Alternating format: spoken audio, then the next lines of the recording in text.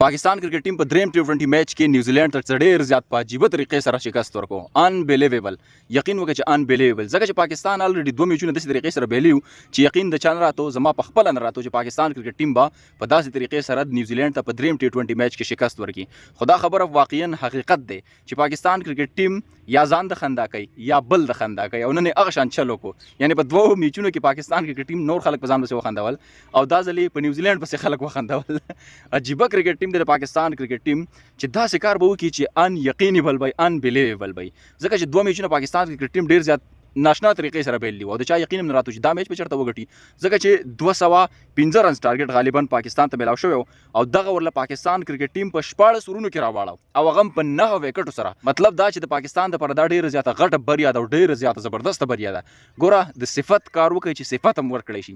زیاتره خلک ماته کمنټ کوي چې یاره ته پاکستان کرکټ ټیم خلاف یې نه یم، خو دیو دا کار د خلافتیا دی. مطلب دیو چې دا کم طریقې سره پرفارمنس کوي، دیو چې دا کومې طریقې سره لګیایي، دا سړي له غوسه ورولي چې لکه ستاسو باندې چل څه شوی دی، د پیسو کمی دی درته، د ټول نه زیات غټ انویسټمنټ پاکستان کې کرکټ باندې کیږي. آیا بیا وجه څه ده، چل څه دی چې تاسو دا ټیم دې طریقې سره؟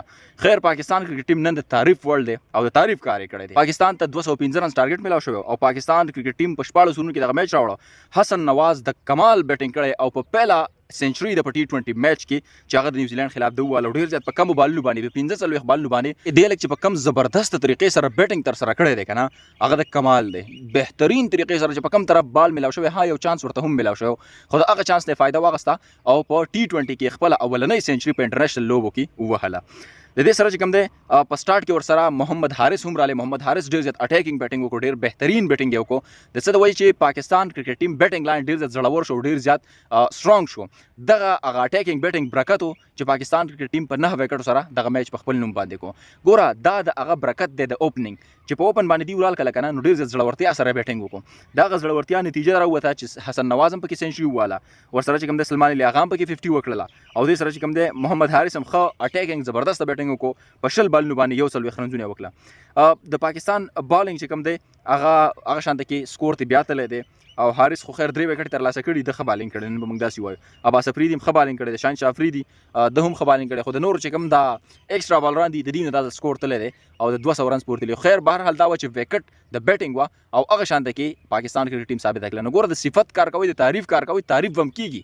زه دې بیا ستاسو تعریف ونه کوم، خو تاسو داسې حالاتو ته پاکستان شایقین ورسوئ چې هغه مجبوراً د حالاتو باندې مجبور شي او دغه شان خبرې شروع کړي چې یار لکه څه مسله ده. تنقید موږ ځکه کوو چې د لوبډلې سره زموږ زړه دی او موږ غواړو چې دا لوبډله پرفارمنس وکړي، موږ غواړو چې دا لوبډله پاکستان کرکټ ټیم دپاره څه کار وکړي. خو بهرحال دا ده چې هغه پرفارمنس چې نه کېږي نو خامخا شایقین بیا مایوسه کېږي. نو دغه وجې چې موږ تنقید کوو. بهرحال پاکستان کرکټ ټیم ویل پلیډ زبردست طریقې سره واپس کم بیک وکړو.